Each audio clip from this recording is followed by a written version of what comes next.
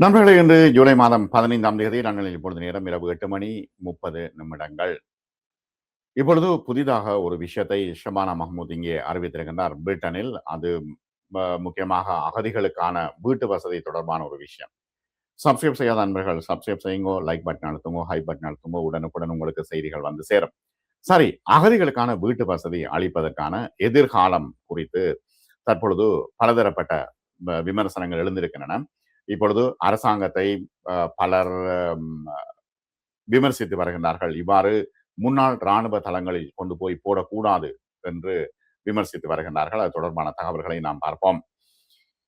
அகதிகளுக்கான வீட்டு வசதி அளிப்பதற்கான எதிர்காலம் முன்னாள் இராணுவ தளங்கள் தான் என்று உள்துறை அமைச்சர் ஷபானா மஹமூத் அறிவித்திருக்கின்றார்.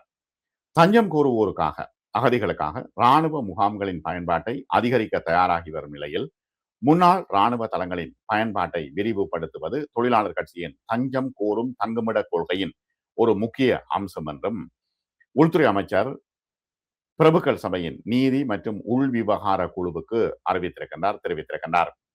2029ஆம் ஆண்டு நாடாளுமன்றம் முடிவடையும் தருவாயிலே அகதிகளுக்கான தங்கும் விடுதிகளை பயன்படுத்துவதை முடிவுக்கு கொண்டு வரும் முயற்சிகளின் ஒரு பகுதியாக மேலும் 3 பழைய இராணுவ முகாம்களை 3750 அகதிகளை தங்க வைக்கும் தஞ்சம் கோரும் முகாம்களாக மாற்றுவதற்கு திட்டம் அனுமதி கோருவதாக கடந்த மாதம் உள்துறை அமைச்சகம் தெரிவித்திருந்தது. பாதுகாப்பு அமைச்சகத்தின் MOD மேலும் 2 இராணுவ தளங்களில் 1750 அகதிகளை தங்க வைக்கும் வகையில் இது விரிவாக்கப்படும் என்றும் மேலும் அவற்றின் குத்தகை ஒப்பந்தங்கள் 4 ஆண்டுகள் வரை நீடிக்கப்பட உள்ளதாகவும் தற்போதைய தகவல்கள் தெரிவிக்கின்றன.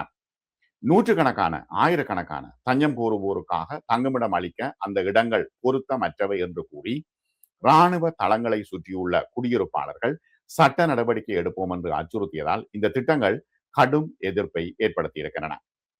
அரசியல் தஞ்சம் கோருவோருக்கான தங்குமிட ஏற்பாடுகளில் இராணுவ தளங்கள் தான் எதிர்கால தீர்வாக அமையும் என்று மஹமூத் குழு இங்கே பிரபுக்கள் சபை உறுப்பினர்களிடம் தெரிவித்திருக்கின்றார். மற்ற தங்குமிட மாதிரிகளை விட இராணுவ தளங்களில் பல்வேறு சேவைகளை ஒரே இடத்தில் ஒருங்கிணைத்து வழங்குவது சிறந்த விஷயத்தை ஏற்படுத்தும் என்று அவர்கள் தெரிவிக்கின்றார்கள். ஹோட்டல்களை பயன்படுத்துவதில் உள்ள சிரமங்களையும் சிக்கல்களையும் அரசாங்கம் கண்டிருப்பதாகவும் எனவே இராணுவ தளங்களின் பயன்பாட்டை விரிவுபடுத்துவது இந்த பகுதியில் அரசாங்கத்தின் கொள்கையின் முக்கிய அங்கமாக இருக்கிறது என்றும் மஹமூத் தெரிவித்திருக்கின்றார். தஞ்சம் கோருவோருக்காக பயன்படுத்தப்பட்ட ஹோட்டல்களின் எண்ணிக்கை அதிகபட்சமாக 400 தற்பொழுது 170 குறைக்கப்பட்டிருக்கிறது என்று டிசம்பர் இறுதியிலே 30,700 இருந்த ஹோட்டல்களில் தங்க வைக்கப்பட்ட அகதிகளின் எண்ணிக்கை மார்ச் இறுதியில் 1/3 குறைந்திருக்கிறது. 21,000 பேர் தான் அங்கு தங்க வைக்கப்பட்டிருக்கிறார்கள் என்றும் அவர் குறிப்பிட்டார். இது செலவு அதிகமான விஷயம் என்றும் அரசாங்கம் நினைக்கிறது. நாடாளுமன்ற பதவிக்காலம் முடிவடைவதற்குள் தஞ்சம் கோருவோருக்கான ஹோட்டல் பயன்பாட்டிலிருந்து அதனை வெளியேற்ற வேண்டும் என்ற லேபர் கட்சியின் வாக்குறுதியை நிறைவேற்றும் பாதையில் தாங்கள் இருக்கிறோம் என்று மஹமூத் தெரிவித்திருக்கின்றார். பரிந்துரைக்கப்பட்ட இராணுவ தளங்களில் ஒன்று வடக்கு யக்ஷாரில் உள்ள லிண்டன் அண்ட் ஊஸ் பகுதியில் உள்ள முன்னாள் RAF தளம். அங்க பெட்டெல்லாம் அடிச்சு அங்க அகதிகளை தங்க வைக்க போகின்றார்கள். கன்சர்வேட்டிவ் கட்சியினர் டோரிஸ் 2022 இதை அகதிகளுக்கான முகாமாக மாற்ற முயன்றார்கள். ஆனால் உள்ளூர் மக்களின் எதிர்ப்பு மற்றும் உள்ளூர் சபையின் கவுன்சிலின் சட்ட ரீதியான சவால் காரணமாக அந்த முயற்சியை அவர்கள் டோரி கட்சியினர் கன்சர்வேட்டிவ் கட்சியினர் கைவிட வேண்டியிருந்தது. லேபர் கட்சியின் திட்டத்திற்கு எதிராக தங்கள் சட்ட நடவடிக்கையை மீண்டும் தொடங்குவது குறித்து உள்ளூர் சபை அதிகாரிகள் தற்பொழுது யோசித்துக் கொண்டிருக்கிறார்கள். அனைத்து வாய்ப்புகளும் பரிசீலனையில் இருக்கின்றன. அகதிகளை இங்கே கொண்டு வந்து தங்க வைக்க கூடாது என்று கிராமத்தினர் தற்பொழுது எதிர்ப்பை காட்டி வருகின்றார்கள். பைசெஸ்டர் மற்றும் சஃபோக்கில் உள்ள RAF பர்ஹாம் ஆகிய இடங்களில் முன்மொழியப்பட்ட மற்ற 2 தஞ்சம் கோருவோர் முகாம்களுக்கும் இதே போன்ற எதிர்ப்பு இருக்கிறது. குறிப்பிடத்தக்க வகையில் RAF பர்ஹாம் தளம் பனிப்போர் காலத்தில் அணுகுண்டுகளை சேமித்து வைக்கும் ரகசிய இடமாக பயன்படுத்தப்பட்ட இடம் தற்பொழுது அகதிகள் தங்குமிடமாக மாற்றப்பட இருக்கிறது. சசெக்ஸின் குரோப்ரோ மற்றும் எசெக்ஸின் வெதர்ஃபீல்ட் ஆகிய இடங்களில் இராணுவ தளங்களிலிருந்து மாற்றப்பட்ட தற்போதைய 2 தஞ்சம் கோருவோர் முகாம்களுக்கு எதிராகவும் மக்கள் தொடர்ச்சியாக போராட்டம் நடத்தி வருகின்றார்கள். குடியேறியவர்கள் கால வரையறையின்றி தங்குவதற்கான அனுமதியை இன்டெஃபினைட் லீவ் டு ரிமைன் பெறுவதற்கு தகுதி பெறும் கால அளவை 2 மடங்காக நீடிக்கும் தனது திட்டத்தையும் மஹமூத் நியாயப்படுத்தி இருக்கின்றார். இந்த திட்டம் ஏற்கனவே இங்கிலாந்துக்கு வந்துள்ளவர்களுக்கும் மற்றும் ஏனையவர்களுக்கும் இது பொருந்தும் என்றும் அவர் குறிப்பிடுகின்றார். புதிய விதிகள் ஒரு குடியேறியவர் விண்ணப்பிக்கும் நிலையிலேயே பொருந்தும் என்றும், நாட்டிற்குள் நுழையும் நிலையில் அல்ல என்றும், இது ஒரு செட்டில் கேஸ் லோ ஆக இருக்கிறது என்றும் தெரிவித்திருக்கின்றார். இருப்பினும் சில குறிப்பிட்ட குழுவினருக்கு விலக்கு அளிக்கும் வகையிலான சலுகைகளை அரசாங்கம் பரிசீலித்து வருவதாகவும், இந்த கொள்கையின் அம்சங்கள் அனைத்தும் இன்னும் இறுதி செய்யப்படவில்லை என்றும் உள்துறை அமைச்சர் தெரிவித்திருக்கின்றார். இதற்கிடையில் ஏஞ்சலா ரெய்னர் உட்பட கிட்டத்தட்ட 100 லேபர் கட்சி நாடாளுமன்ற உறுப்பினர்கள், முன்னாள் துணைத் தலைவர் அந்த திட்டங்களை எதிர்த்திருக்கின்றார்கள். இவை நியாயமற்றவை மற்றும் பிரிட்டிஷ் பண்புகளுக்கு முரணானவை என்றும் அவர்கள் எதிர்த்திருக்கிறார்கள். ஜூன் மாதம் 12ஆம் தேதி அன்று குடியேற்றம் மற்றும் புகலிடம் தொடர்பான ஒப்பந்தம் நடைமுறைக்கு வந்தது. இது ஐரோப்பிய ஒன்றியத்தின் குடியேற்றம் மற்றும் புகலிட அமைப்பை முழுமையாக மாற்றி அமைத்திருக்கிறது. 10 சட்டங்களை கொண்ட இந்த விரிவான தொகுப்பு ஐரோப்பிய ஒன்றிய எல்லைகளில் சட்டவிரோதமாக வருபவர்களை சரிபார்த்து பதிவு செய்வதற்கான பொதுவான நடைமுறைகளையும், விரைவான புகலிடம் இல்லாட்டி திருப்பி அனுப்பும் நடைமுறைகளையும், புகலிட விண்ணப்பங்களுக்கான பொறுப்பு குறித்த தெளிவான விதிகளையும், குடியேற்ற அழுத்தத்தை எதிர்கொள்ளும் ஐரோப்பிய ஒன்றிய நாடுகளுக்கு ஆதரவளிப்பதற்கான ஒரு ஒருங்கிணைப்பு வழிமுறையையும் வகுத்திருக்கிறது. இந்த சட்டங்களை செயல்படுத்துவதற்கு தேவையான செயல்பாட்டு உள்கட்டமைப்பு மற்றும் சட்ட கட்டமைப்புகளை உருவாக்க ஐரோப்பிய ஒன்றிய உறுப்பு நாடுகளுக்கும் முகாமைகளுக்கும் உதவும் வகையில் வடிவமைக்கப்பட்ட 2 ஆண்டு கால மாற்ற காலம் தற்பொழுது முடிவடைந்துள்ள நிலையில் என்னென்ன மாற்றங்கள் நிகழ்கின்றன என்று பார்ப்போம். சட்டவிரோதமாக வருபவர்கள் அனைவரும் கட்டாயமாக பதிவு செய்ய வேண்டும். அடையாள சரிபார்ப்பு இருக்க வேண்டும். பாதுகாப்பு, சுகாதாரம் மற்றும் பாதிப்பு மதிப்பீடுகளுக்கு அவர்கள் உட்படுத்தப்படுகின்றார்கள். இதன் மூலம் பாதுகாப்பு அல்லது பொது சுகாதார அபாயங்களை ஏற்படுத்தக்கூடியவர்கள் இங்கே ஐரோப்பிய ஒன்றியத்துக்குள்ளோ பிரிட்டனுக்குள்ளோ நுழைவதை தடுத்து ஷெங்கன் பகுதி அங்கு கட்டுப்படுத்தப்படுகிறது, வலுப்படுத்தப்படுகிறது, எல்லையே வலுப்படுத்தப்படுகிறது. இப்ப நோயோட வருகின்றவர்களை உள்ளுக்கெடுக்க மாட்டார்கள், ஏன்னா அந்த நோய் பரவிடும் என்று.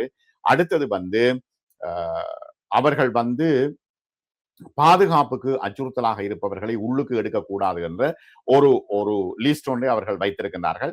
அந்த பரிசோதனைகள் மூலம்தான் அவர்கள் உள்ளுக்கு எடுப்பார்கள் அகதிகளை என்று தற்பொழுது புதிய விதிமுறைகள் சொல்கின்றன. ஐரோப்பிய ஒன்றியத்துக்குள் நுழையும் சட்டவிரோத குடியேறிகள் மற்றும் புகலிடம் கோருவோரை கண்காணிப்பதற்கும் பதிவு செய்வதற்கும் அனைத்து ஐரோப்பிய ஒன்றிய நாடுகளும் சேர்ந்து ஒரு சீரான விதிகளை பின்பற்ற வேண்டும் என்று கோருவதன் மூலம் தற்பொழுது ஷெங்கன் எல்லை அமைப்பில் உள்ள இந்த நாடுகள் ஒன்று சேர்ந்திருக்கின்றன. பரிசோதனை சரியாக செய்யப்பட வேண்டும்.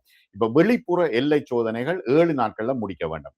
பிராந்தியத்துக்கு உள்ள பிடிப்பட்டவர்கள், நாட்டுக்குள்ள பிடிப்பட்டவர்களுக்கு 3 நாட்களுக்குள்ள ஏதோ ஒரு முடிவு எடுக்கப்பட வேண்டும் என்று தற்பொழுது யோசிக்கிறார்கள். பரிசோதனையை தொடர்ந்து புகலிடம் கோரும் நபர்கள் தங்கள் விண்ணப்பத்தை செயலாக்குவதற்கான பொருத்தமான நடைமுறைக்கு அவர்கள் அனுப்பப்படுவார்கள் என்று அதிகாரிகள் சொல்கிறார்கள். சர்வதேச பாதுகாப்புக்கு குந்தகம் விளைவிக்க கூடியவர்கள் அகதி தகுதி பெற வாய்ப்பில்லாதவர்கள் என்று உடனடியாகவே நிராகரிக்கப்படுவார்கள்.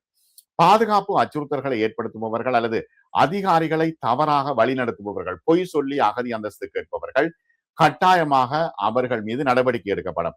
அவர்களுடைய விண்ணப்பம் சரிபார்க்கப்படும் வரை அவர் எல்லை பகுதியில் தடுத்து நிறுத்தப்படுவார்கள் என்று தற்பொழுது புதிய தகவல்கள் சொல்கின்றன. இந்த ஒப்பந்தம் முன்னர் இருந்தான ஒரு துண்டு துண்டான அமைப்புக்கு பதிலாக ஐரோப்பிய ஒன்றியம் முழுவதுமாக சேர்ந்து இந்த விஷயங்களை ஒரு டேட்டா சென்டராக அமைத்து செய்ய போகிறது. உறுதியான மற்றும் நியாயமான விதிகளையும் புகலிட நடைமுறைகளுக்கான குறுகிய கால வரம்புகளையும் இது கொண்டு வருகிறது. முறைகேடான அல்லது அடுத்தடுத்த விண்ணப்பங்களுக்கான கடுமையான விதிகள், இப்ப ஒன்று கேன்சல் பண்ணப்பட்டா அடுத்த விண்ணப்பம் போடுவதற்கு கடுமையான விதிகள் அவர்கள் சொல்கின்றார்கள். யூரோ டெக் தரவுத்தளம் வழியாக மேம்படுத்தப்பட்ட எல்லாரும் பதிவு செய்யப்படுகின்றார்கள். யூரோ டெக் தரவுத்தளம் வழியாக மேம்படுத்தப்பட்ட கண்காணிப்பு திறனோடு இணைந்து ஐரோப்பிய ஒன்றியத்துக்குள் அங்கீகரிக்கப்படாத நடமாட்டங்களை குறைக்கின்றன. அதிகள் சும்மா திரிய முடியாத ஒரு சூழ்நிலை இருக்கிறது. மக்களின் உரிமைகளுக்கான உத்தரவாதம் அளிக்கும் வகையிலே இங்கே வருகின்றவர்களுடைய நிபந்தனைகள் நெறிமுறைப்படுத்தப்படுகின்றன. புகலிடம் கோருவோருக்கான பாதுகாப்புகளை வலுப்படுத்த வேண்டும். குறைந்தபட்ச வாழ்க்கை நிலைமைகளை நிறுவ வேண்டும். ஒருங்கிணைப்பு ஆதரவை மேம்படுத்த வேண்டும். ஐரோப்பிய ஒன்றியம் தழுவிய ஒரு தரநிலைகளை தற்பொழுது டேட்டாவில் போட்டு அவர்கள் நிறுவுகின்றார்கள். தற்போது நடைமுறையில் உள்ள முக்கிய மேம்பாடுகள் என்ன விஷயம் என்றால், விண்ணப்பங்கள், அகதிகளுடைய உரிமைகள், அகதிகளுக்கான கடமைகள் எல்லாம் போதுமான வசதிகளை உறுதி செய்வதற்கான ஐரோப்பிய ஒன்றியம் ஒன்றாக சேர்ந்து ஒரு தரநிலைகள் மற்றும் அவசர கால திட்டங்களை அவர்கள் உருவாக்குகிறார்கள்.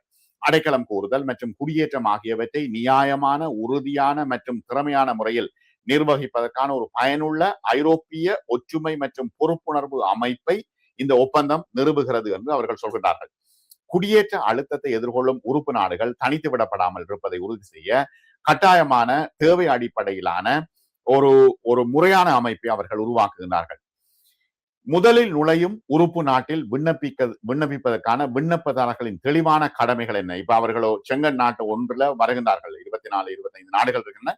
அதுல ஒன்றுல வருகின்றார்கள். வந்தா அவர்கள் உடனடியாக கைவிரல் அடையாளம், அவர் கண் எல்லாம் உடனடியாக எடுக்கப்பட்டு டேட்டாவில ஏற்றப்படும். அதற்கு பிறகுதான் அடைக்கல கோரிக்கை செயல்முறை முழுவதிலும் தெளிவான ஒரு இரண்டாம் நிலை நகர்வுக்கு அந்த விண்ணப்பத்தை கொண்டு போவதற்கான ஒரு ஒரு முறை இருக்கிறது. ஐரோப்பிய ஒன்றிய நாட்டுக்கு திருப்பி அனுப்புதல், எங்க வந்தார்களோ அந்த நாட்டுக்கு திருப்பி அனுப்புவதல் போன்ற விஷயங்கள் உட்பட நடைபெற போகிறது.